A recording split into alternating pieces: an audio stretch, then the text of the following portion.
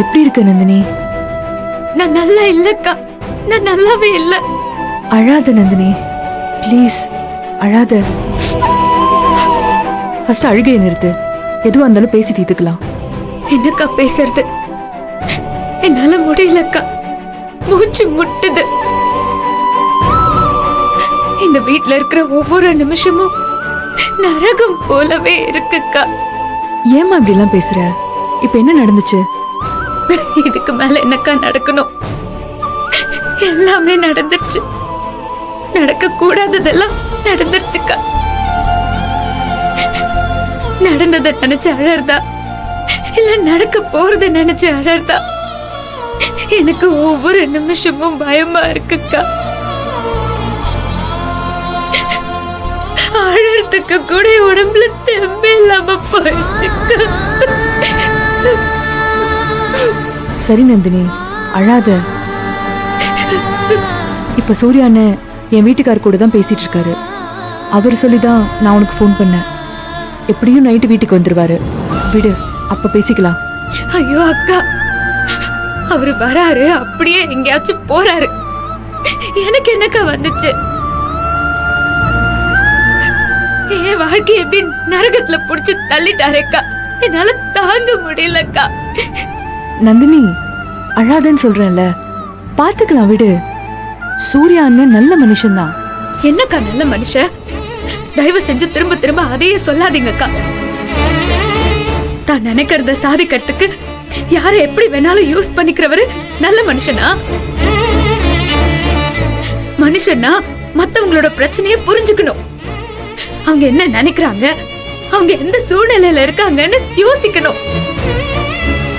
அதை விட்டுட்டு அவங்க அம்மாவை வெறுப்பேத்து என்ன பலிக்கடவாக்கியிருக்காரு.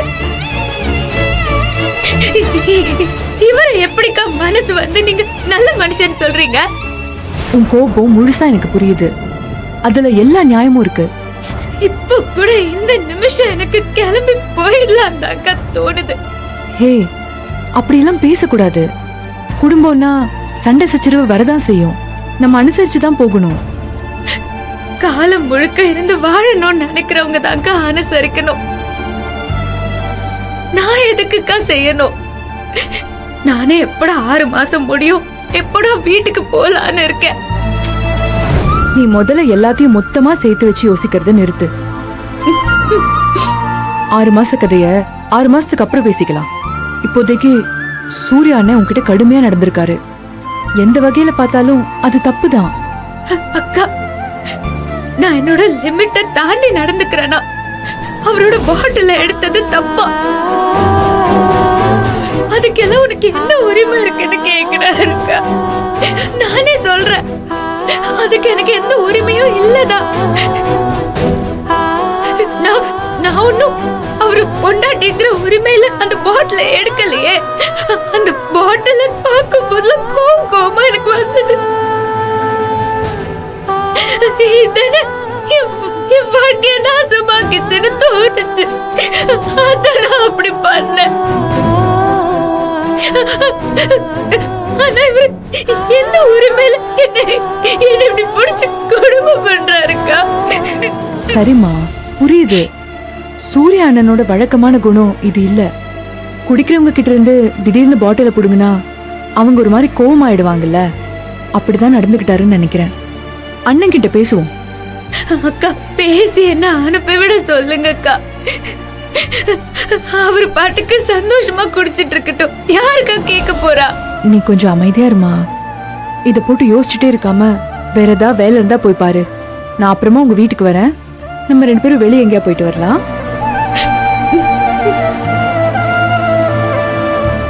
என்ன நந்தினி, நான் சொல்றது கேக்குதா? கேக்குதுக்கா. அடிக்கடி எனக்கு ஃபோன் பண்ணி பேசு. எல்லாத்தையும் உனக்குள்ளேயே போட்டு வச்சுக்காத, சரியா? சரிக்கா. நடந்ததையே போட்டு யோசிக்காம ஆக வேண்டிய வேலையை போய் பாரு. முதல்ல போய் சாப்பிடு. சரிக்கா, நீங்க சீக்கிரமா வீட்டுக்கு வாங்கக்கா. கட்டாயம் வரேன். பாத்து பத்திரமா இரு. வச்சிரட்டுமா?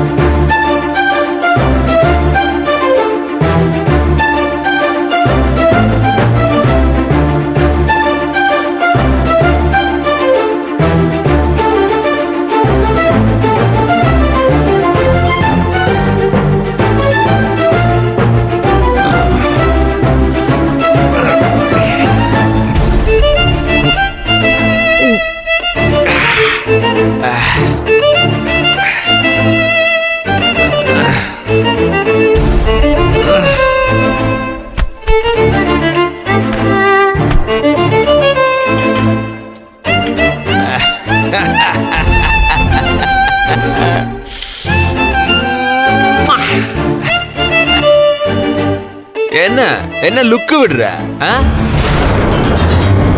நீ என் சரக்கு பாட்டில் ஃபுல்லா உடைச்சல. எத்தனை பாட்டில் உடைச்ச நீ? அதான் 40 பாட்டில். எவ்வளோ? 40. 40 பாட்டில் வாங்கிட்டு வந்திருக்கேன். நீ 4 உடைச்ச, நான் 40 வாங்கிட்டு வந்திருக்கேன். புரியுதா? You understand? Whisky, brandy, scotch, vodka, gin, rum, டிசைனா நிறைய பிராண்ட் வாங்கிருக்கேன். எப்படி?